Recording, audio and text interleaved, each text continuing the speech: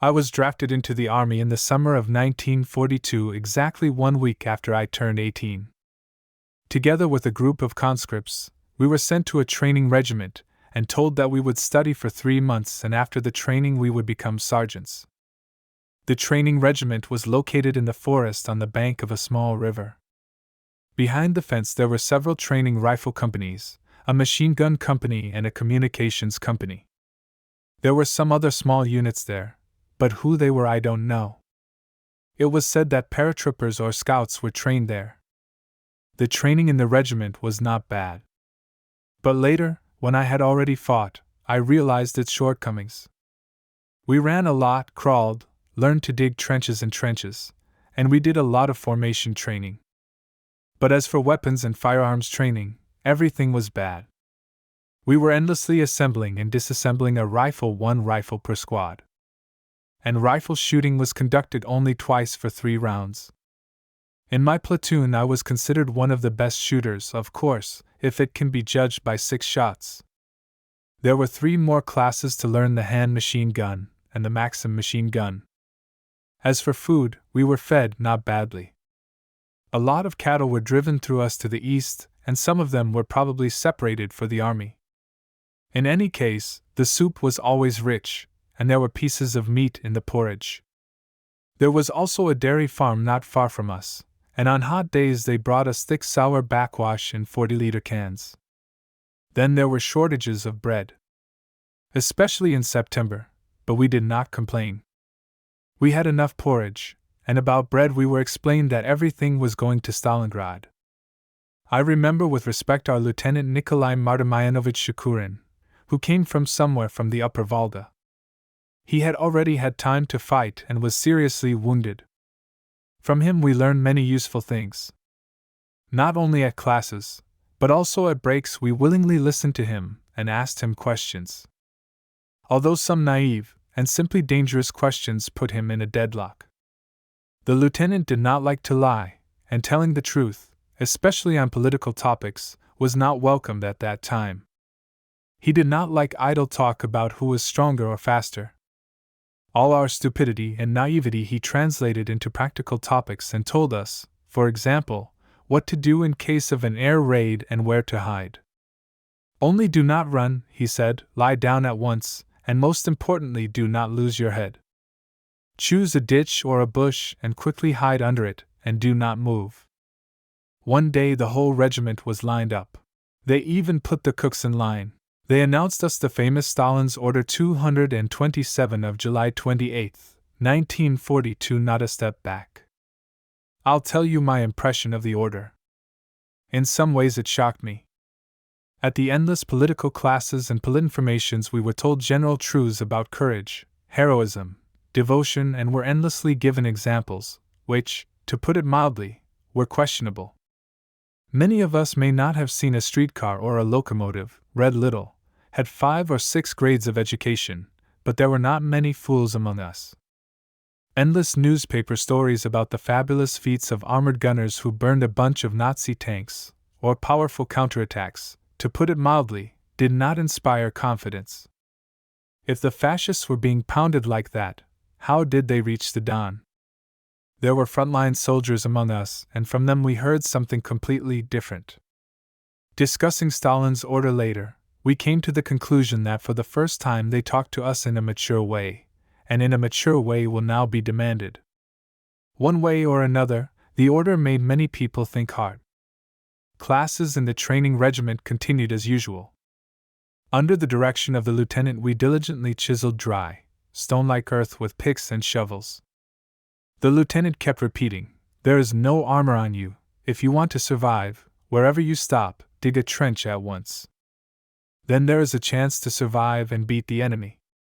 In a trench you are a fighter and a reliable defender, who can't be taken for nothing." The lieutenant often told us about German mortars. He warned us that a mine flying from above was one of the main dangers. And about attacks he said so. If the command was given to move forward, don't hesitate. If you hesitate, you'll get under a machine gun. And if you want to run, Germans will have only pleasure, because it is easy to kill those fleeing in the back. And if anyone survives by a miracle, he's immediately court-martialed. One evening, when the commanders were celebrating some event, a lieutenant came up to me, hugged me by the shoulders and sadly said, "I feel sorry for you brats. You know what is being done in Stalingrad now," and staggered away to his dugout. Of course, we didn't know much about the situation in Stalingrad. We only heard that the city was being heavily bombed and that there was fighting on the outskirts. Moreover, we were not told the truth that the fighting was already going on all over the city, and our troops were holding a narrow strip of land above the Volga, 200 or 300 meters wide.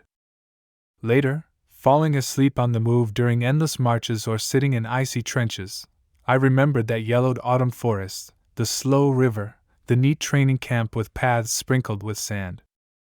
In the rare free hour before lights out, my friend and I liked to sit and listen to the guttural cries of huge goose flocks, watch the wedges of gray cranes that passed quite low. We were too young to realize the terrible nature of war. We thought ourselves immortal, and the fierce battle of Stalingrad, as well as the entire war, perceived in a childish way, but we were to grow up very soon. Our training regiment was alerted on October 11, 1942. We were urgently formed into marching companies and prepared for shipment. Those who were included in the lists were changed from old worn-out uniforms to newer ones. The rank of sergeant was given only to those who were older and had experience. We were undertrained. The training was designed for 3 months, and we were in training school for only 2. I was worried that I did not become a sergeant, but my friend was indifferent to it. He said that it was more relaxing to be a private than a commander running ahead of everyone.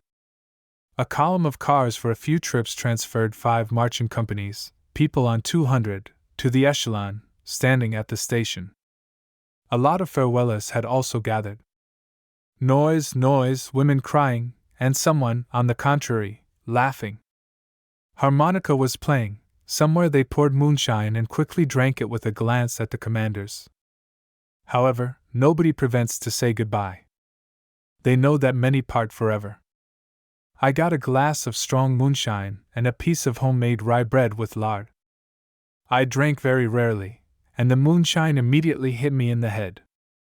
It felt good. I looked for my relatives, but seeing how women were crying, I was even glad that none of them was there, and I didn't want my mother to torment my soul, because I was the 3rd one who left the family for the front. My father and brother were taken away in the first week of the war. My brother disappeared without a trace, and nothing is known about his fate. My father received a funeral in September, but later it turned out that he was surrounded. Later he served in a supply company. While we were waiting for shipment, I got a better look at our train. On the open platforms were several guns covered with tarpaulins. On the roof of the wagon I could see the installation of anti-aircraft machine guns, with handles and mesh sights. One of the machine guns was sticking out over the roof of a neighboring wagon, and I envied the 2 guys my age looking down on us. I asked them some question, but got no answer and climbed into the teplushka assigned to us. In the morning we saw the first news of war. On October 7, 1942, the Germans bombed the train in which the workers of Stalingrad factories and their families were evacuated. Hundreds of people died that day. The road was just being rebuilt, and the train was moving slowly. I remember the rails twisted like macaroni and the crumpled car frames. Some were literally torn apart. And the half of one teplushka was lying 20 meters from the road. Some of the bomb craters had been filled in, and those that were farther away were black, like volcanic craters. Some were huge, 8 meters in diameter, others smaller.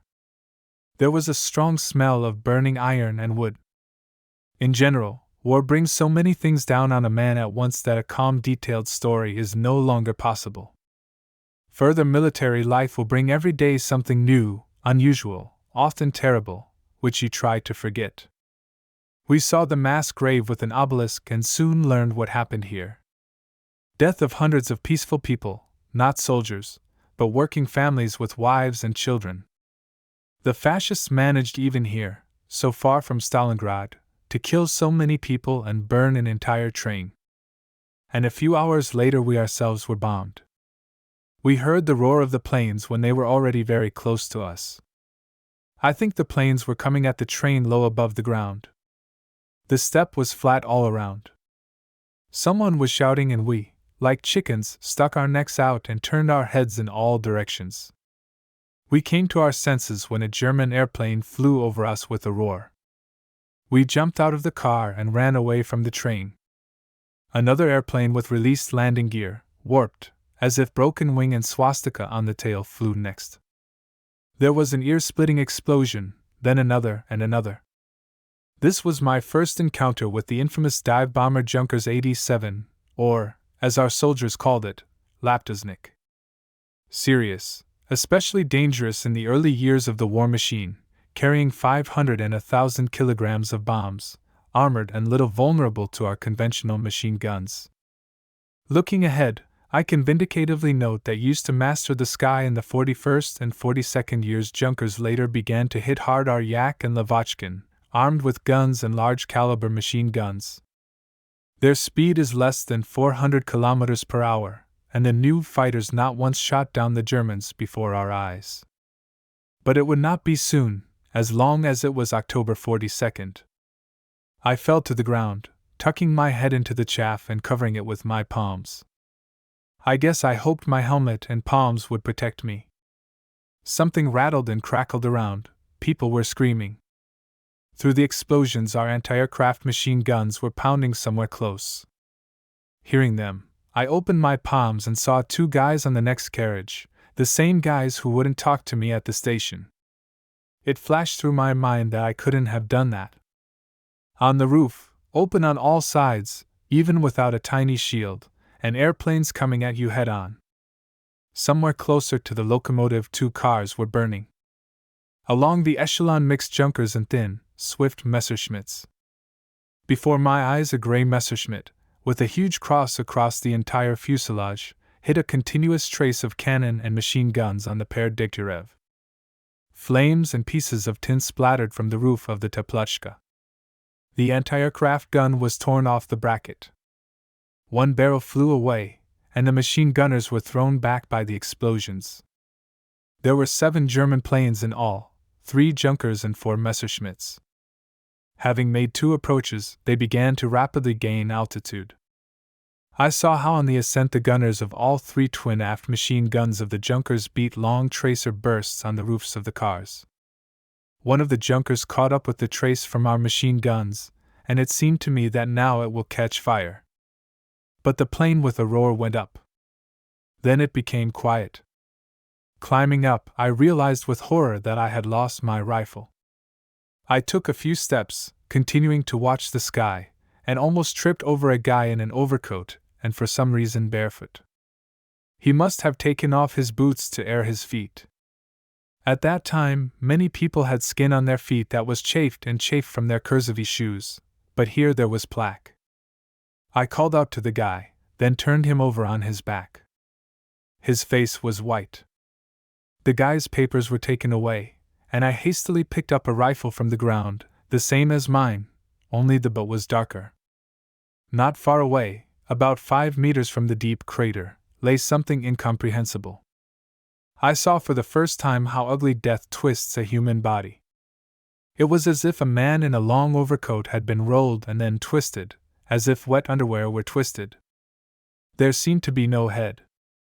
From the smoking crater I smelled the acrid odor of burnt explosives. I coughed and hurried away. The bodies of the dead were stacked in a row right in front of my eyes. I remembered that several bodies were brought on overcoats. Or rather, not bodies, but pieces gathered in a knot. One had a boot lying next to his face. The anti-aircraft gunners removed the mangled machine gun from the wagon, and their dead comrades who had fallen on the other side of the wagon were carried to the others.